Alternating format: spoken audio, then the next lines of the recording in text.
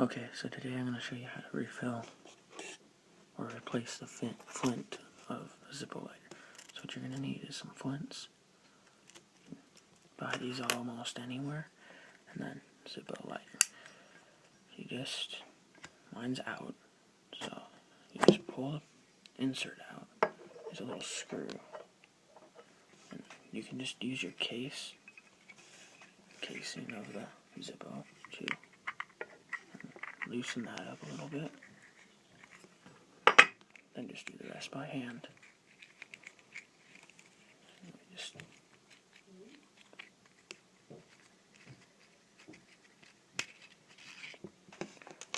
about the old flint. It's mine.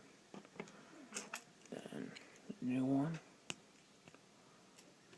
Just turn this thing. Grab that.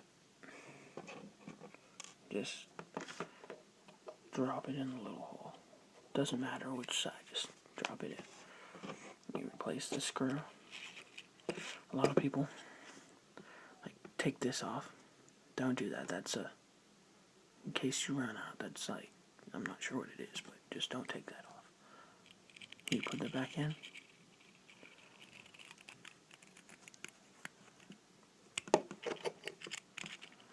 Just screw it. Yeah.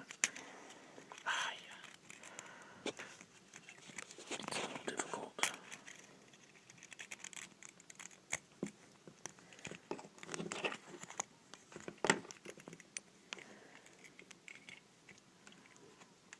Then